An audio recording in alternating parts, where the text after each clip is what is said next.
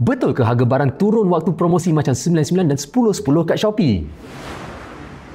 Selamat datang ke Cili Selasa di mana kita orang bincangkan isu-isu semasa bersama saya, hos anda, Iqbal. Dan hari tu kita orang ada judge Shopee kat office mate kita orang sebab dia tengah tunggu nak check out masa 99. Dan benda tu buat kita orang tertanya-tanya, betul ke harga barang ni turun masa tarikh sale 99 dan 10-10? Sebab nampak macam Shopee betul-betul all out untuk beritahu semua orang pasal sale ni sampai dia orang ada ambil seorang mamat ni untuk promote sale dia orang beberapa tahun lepas.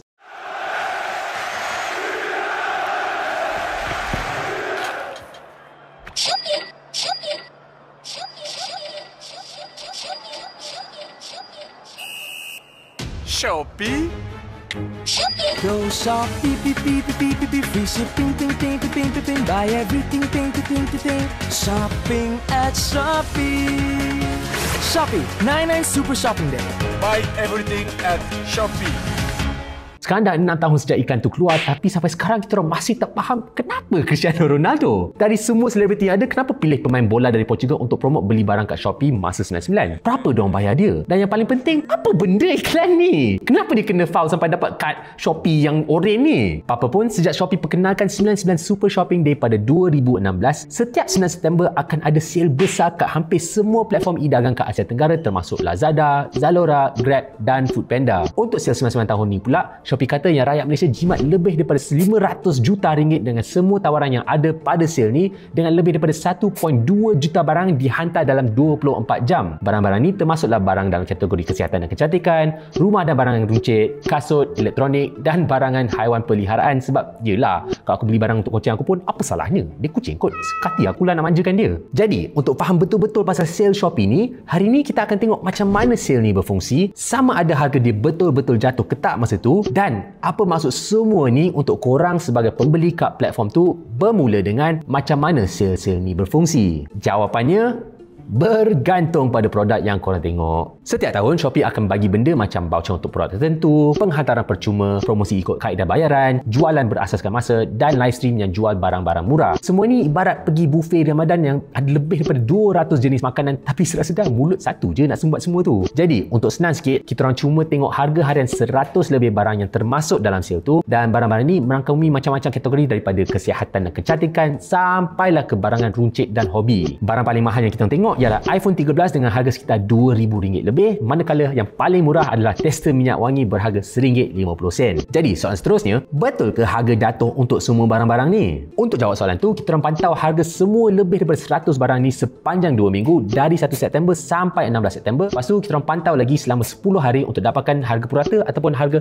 normal untuk dibandingkan dengan harga masa sale. Jadi lepas kita tengok semua ni, kita orang dapati bahawa harga sebenarnya naik dari 89 ke 99 sebanyak 1% ataupun lebih kurang RM60. Tapi macam mana benda tu boleh jadi macam tu? Daripada barang yang kita orang kaji, hampir separuh naik harga, manakala lagi hampir separuh kekal sama. Antara barang yang naik harga pula, paling ketara ialah kerusi gaming ni yang naik RM51 dan iPhone 13 ni yang naik RM27. Kalau tengok trend harian, harga memang naik antara 8 dan 9 September. Tapi berbanding dengan harga normal yang kita orang tengok tadi, harga 99 hanya 4% lagi rendah pada hari tu, yang bersamaan dengan kira RM215. Kalau korang beli semua barang ni, korang akan jimat banyak tu. Jadi secara keseluruhannya, harga meningkat, tapi bagi kebanyakan barang, beza dia lebih kurang RM5 je. Walaupun 21% barang turun harga, tapi kebanyakannya tak banyak pun. Contohnya, Nintendo Switch edisi khas ni turun harga RM76 dan AirPods Pro ni turun RM51. Tapi secara umum, barang yang turun harga pun kebanyakan sekitar RM5 je. Lepas tu kalau setakat RM5 je,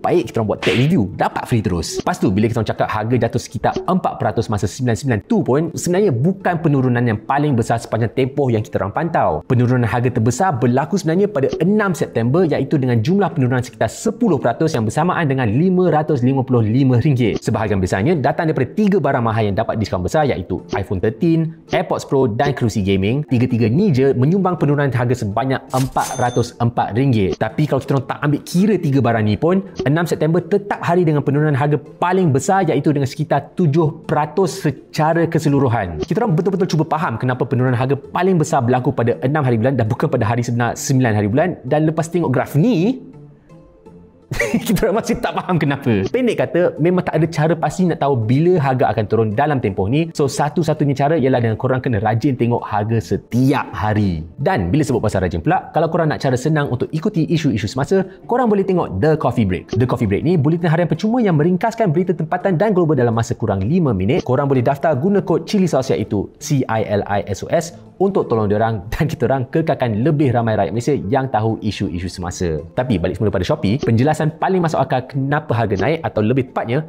kembali ke harga asal pada masa 99, ialah sebab 99 ni bukan semata-mata pasal harga murah. Banyak benda lain juga berlaku kat platform tu, macam live stream dan video di mana penjual akan turunkan harga guna voucher khas untuk penonton. Tahun ni je, Shopee Live telah menyebabkan peningkatan pesanan sebanyak 12 kali ganda dan telah mencapai lebih daripada 300 juta tontonan pada hari kemuncak. Yang membawa kita ke bahagian terakhir. Apa maksud semua ni untuk korang sebagai pembeli? Sebenarnya, memandangkan harga semua barang yang kita tengok hanya berubah sekitar lebih kurang RM5 naik atau turun, kalau korang tak kisah beza harga yang sekecil tu, beli je lah bila-bila korang nak. Sebab berbaloi ke tunggu seminggu tanpa tisu tandas semata-mata nak jimat RM1.37? Terpulanglah pada korang. Tapi, kalau korang jenis yang memang nak dapat deal yang terbaik, korang boleh cuba extension Chrome yang boleh bandingkan harga bukan saja ikut hari, tapi juga ikut laman-laman lain. Nama benda ni Ali Price Shopping Assistance for Shopee, dan nampaknya benda ni juga boleh bagi notifikasi bila harga jatuh untuk korang yang tak boleh pantau Shopee sepanjang hari. Dan kalau korang jenis yang betul-betul nak jimat dan ada masa lebih, bolehlah tengok live stream kat platform tu. Masa itulah penjual kadang-kadang akan turunkan harga gila-gila semata-mata nak bagi korang beli. Cuma korang kenalah hadap timbunan barang yang mungkin korang tak perlukan.